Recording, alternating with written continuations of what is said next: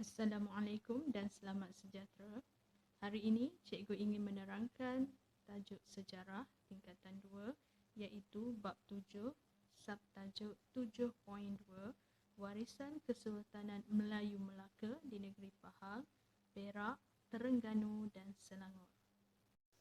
Tajuk 7.2 iaitu Warisan Kesultanan Melayu Melaka di Negeri Pahang, Perak, Terengganu dan Selangor.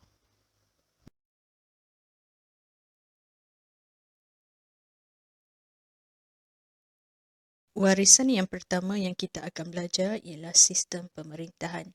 Sistem pemerintahan Kesultanan Melayu Melaka ketika itu, Sultan merupakan tonggak utama kerajaan dan penggantian pemerintah yang berasaskan adat Temenggung. Jadi, kebanyakan negeri di sini masih menggunakan sistem pewarisan takhta kecuali di negeri Perak yang menggunakan sistem penggiliran. Okey, untuk negeri Pahang, sistem pewarisan takhta digunakan iaitu di mana kebiasaannya putera yang sulung yang akan mewarisi takhta tersebut. Itu yang dimaksudkan dengan pewarisan takhta. Jadi, waris ganti yang akan menggantikan sultan di negeri Pahang, kita gelar sebagai Tengku Mahkota. Dalam negeri Pahang, sistem pemerintahannya masih menggunakan Pembesar 4, Pembesar 8 dan Pembesar 16 dan pemerintahan kerajaan negeri yang dijalankan bersama-sama dengan Majlis Mesyuarat Kerajaan. Yang kedua, kita lihat negeri Perak. Negeri Perak mengamalkan sistem penggiliran di mana penggiliran ini berlaku antara Raja Muda, Raja Dihilir, Raja Kecil Besar, Raja Kecil Sulung, Raja Kecil Tengah, Raja Kecil Bongsu. Okey, seterusnya pembesar dalam negeri Perak masih mengamalkan pembesar 4, pembesar 8, 16 dan 32. Sama seperti Kesultanan Melayu Melaka. Pemerintahan kerajaan ini ditadbir bersama-sama dengan Majlis Mesyuarat Kerajaan Negeri. Okey, seterusnya kita tengok kerajaan Terengganu. Negeri Terengganu mengamalkan sistem pewarisan takhta. Waris ganti Kesultanan Terengganu digelar yang di-Pertuan Muda. Sama juga pemerintahan kerajaannya ditadbir bersama-sama dengan Majlis Mesyuarat Kerajaan Negeri. Akhir sekali ialah negeri Selangor. Sistem pewarisan takhta juga diamalkan. Waris ganti kepada Sultan digelar sebagai Raja Muda. Dan Majlis Mesyuarat Negeri juga membantu dalam pemerintahan kerajaan bersama-sama. Jadi, ini merupakan warisan yang masih diamalkan sehingga hari ini. Warisan yang kedua ialah di mana agama Islam dalam pemerintahan. Okey, agama Islam dalam pemerintahan ada 4 iaitu sehingga hari ini Sultan merupakan ketua agama setiap negerinya dan ini telah termaktub dalam Perlembagaan Persekutuan dan Undang-Undang Tubuh Kerajaan Negeri. Okey, yang kedua, institusi agama memainkan peranan yang penting dalam kerajaan negeri dan harus dihormati bidang kuasanya. Contoh, peranan mufti, peranan kadi, peranan mahkamah syariah dan peranan jabatan agama Islam. Okey, yang ketiga ialah institusi kesultanan yang mempunyai ikatan yang rapat dengan institusi agama, iaitu tokoh-tokoh agama mempunyai peranan dalam pentadbiran negeri dan istana. Sebagai contoh, Mufti Negeri Selangor adalah anggota Dewan Diraja. Maksudnya, raja dan ahli-ahli agama bersama-sama mentadbir negeri. Akhir sekali, Sultan bertanggungjawab dalam mendaulatkan syiar Islam. Okey, di negeri-negeri tersebut. Jadi, itu adalah warisan daripada Kesultanan Melayu yang masih diteruskan hingga hari ini iaitu agama Islam dalam pentadbiran. Baik, seterusnya kita tengok warisan perundangan. Perundangan ini digubal ataupun diadakan adalah untuk mengawal kehidupan bermasyarakat. Jadi, untuk pengetahuan pelajar, hukum kanun Melaka merupakan asas kepada kelahiran undang-undang bertulis di negeri-negeri Melayu yang lain. Seperti apa? Seperti hukum kanun Pahang dan seperti Undang-Undang 99 Perak. Okey, jadi warisan hukum kanun Melaka ini terbukti atau dibuktikan dalam pelbagai aspek pemerintahan dan perundangan, iaitu larangan istana, keluarga Islam, jenayah dan sebagainya. Baik, namun perkembangan politik dan sosioekonomi telah menyebabkan berlakunya perubahan dalam aspek perundangan. Jadi, Kesultanan Melayu Melaka ketika itu, mereka telah menggubal pula undang-undang tubuh bagi kerajaan negeri mereka sendiri. Sebagai contoh, adanya Undang-Undang Tubuh Kerajaan Pahang, Undang-Undang Tubuh Kerajaan Negeri Perak, Undang-Undang Tubuh bagi diri Kerajaan Negeri Terengganu dan Undang-Undang Tubuh Kerajaan Selangor. Baik, itu ialah perundangan dan perundangan ini telah menjadi warisan sehingga ke hari ini. Okey, seterusnya ialah warisan adat istiadat. Dalam adat istiadat terdapat 3 bahagian iaitu keputeraan, perkahwinan dan pemakaman. Adat istiadat maksudnya adalah aturan dan perbuatan yang lazim dilakukan sejak dulu lagi.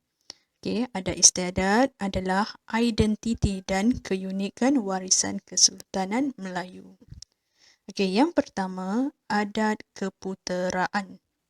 Adat keputeraan melibatkan upacara melenggang perut ketika kandungan berusia 7 bulan.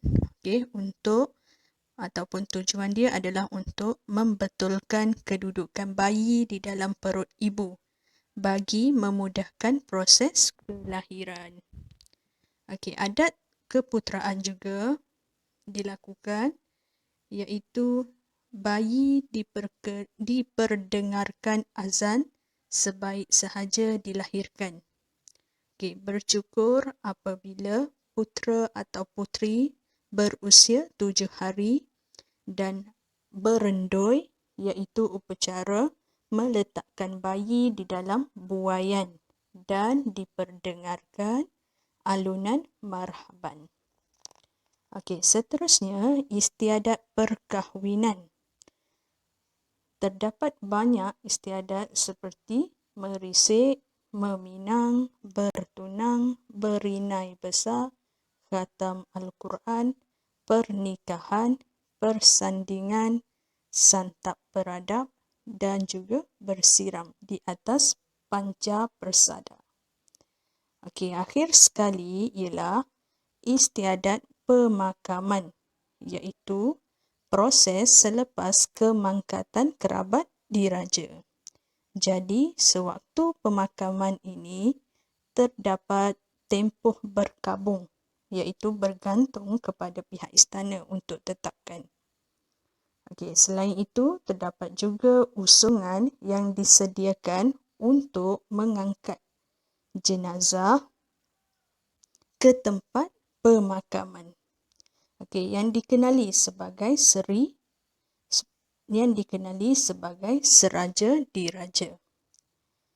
Ketika itu juga pihak istana akan bersedekah kepada rakyat dalam tempoh perkabungan.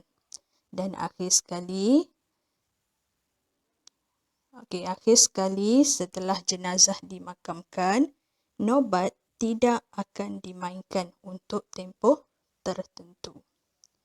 Jadi ini adalah adat istiadat dalam keputeraan, perkahwinan dan juga pemakaman yang menjadi warisan dalam Kesultanan Melayu. Baik, seterusnya ialah warisan dalam persuratan. Warisan dalam persuratan dapat dibahagikan kepada 3, iaitu karya sejarah, karya perubatan dan karya sastera rakyat.